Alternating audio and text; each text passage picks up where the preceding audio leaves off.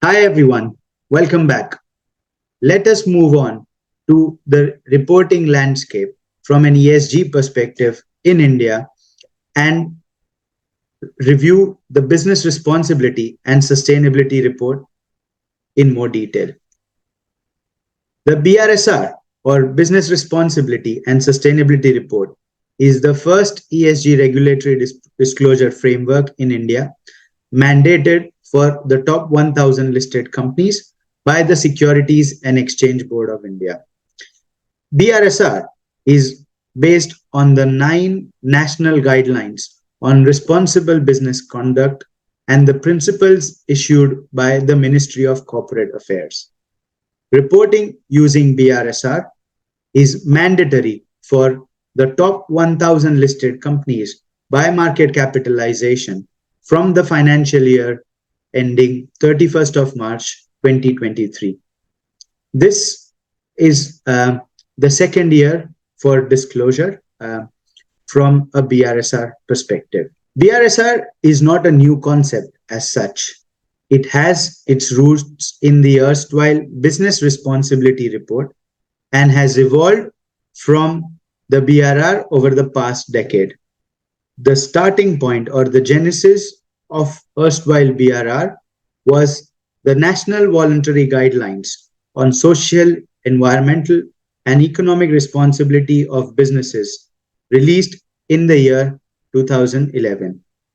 Subsequently, the BRR or Business Responsibility Report was mandated for top 100 companies from the year 2012.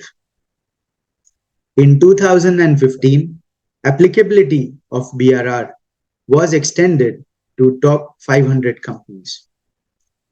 In 2018, the 9 principles under the National Guidelines for Responsibly Business Conduct or NGRBC were introduced and captured as part of the BRR.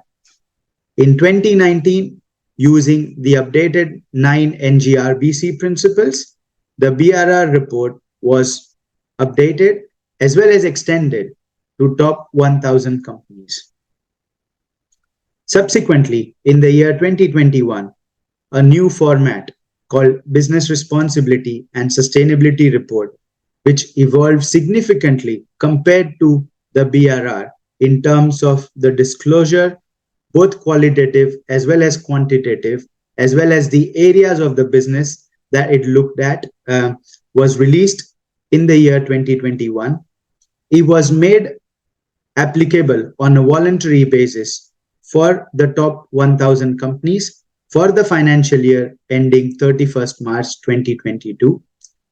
And from the financial year starting 1st April 2022, the SEBI mandated the use of BRSR and the top 1000 companies to start disclosing their ESG data in the prescribed format of BRSR.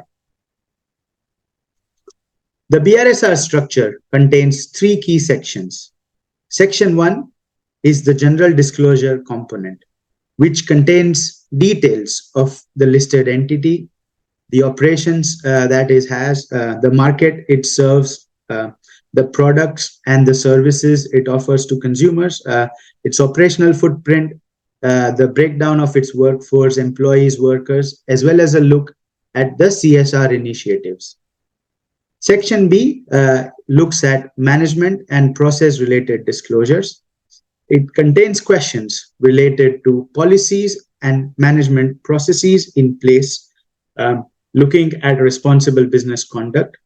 It also assesses the governance structure and the oversight that an organization has in place from a day-to-day as well as from a seniority perspective to consider the responsible business conduct across its value chain and its business operations.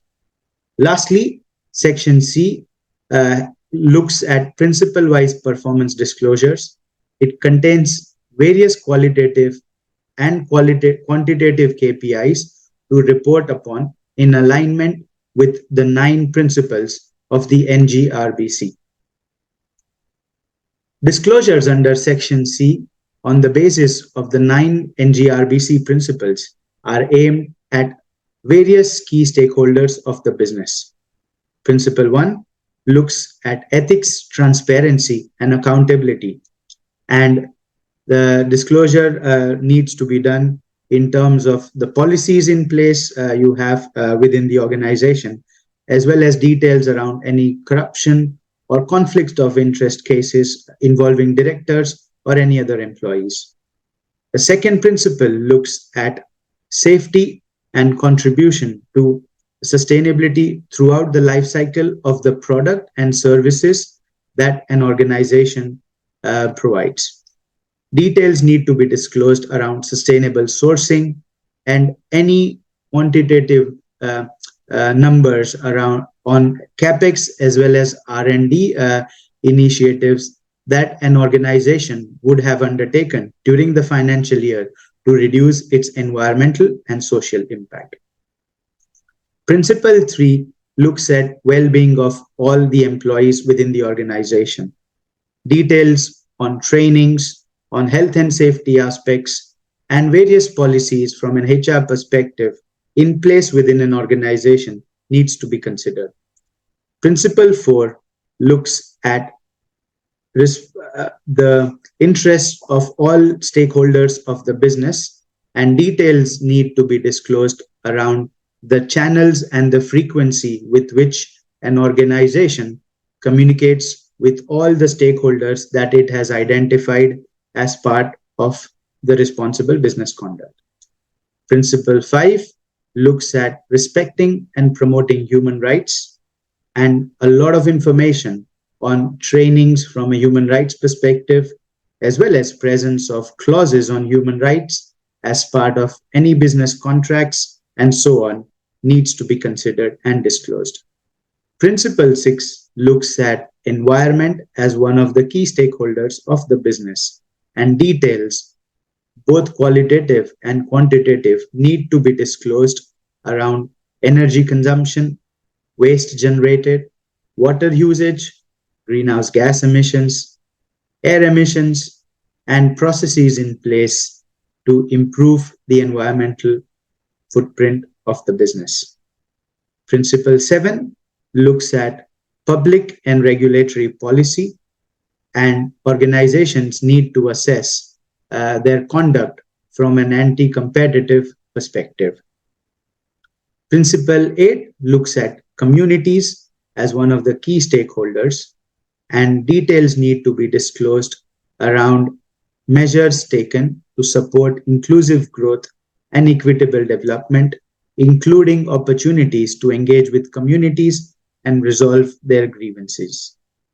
Lastly, Principle 9 focuses on customers as another key stakeholder of the business, and details around engagement with the customers, addressing their grievances as applicable, as well as looking at data privacy and security of the customers need to be considered.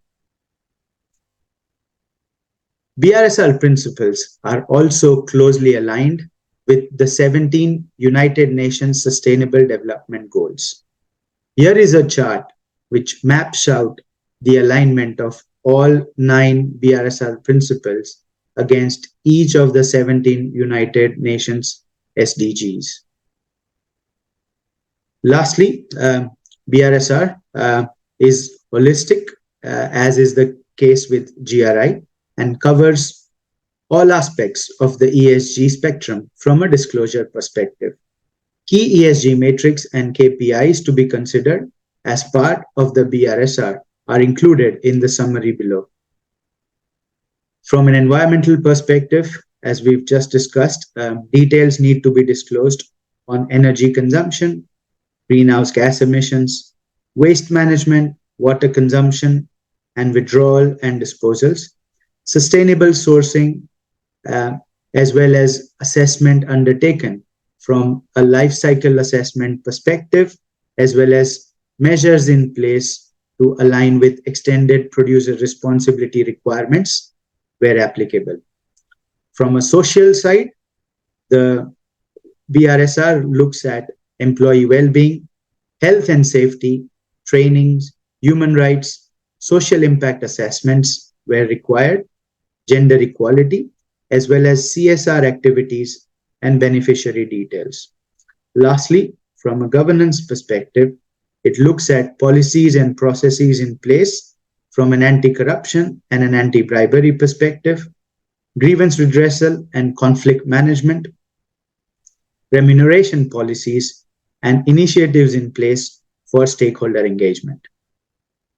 BRSR is a great starting point for all Indian organizations who are looking at disclosing their ESG information as well as the impact that they are having on the external environment and communities.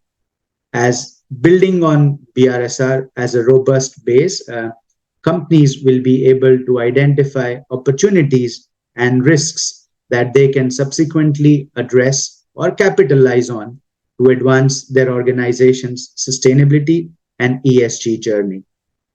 For all Indian organizations, irrespective of the scale or sector, BRSR would therefore be a great starting point to consider while charting your organization's ESG journey.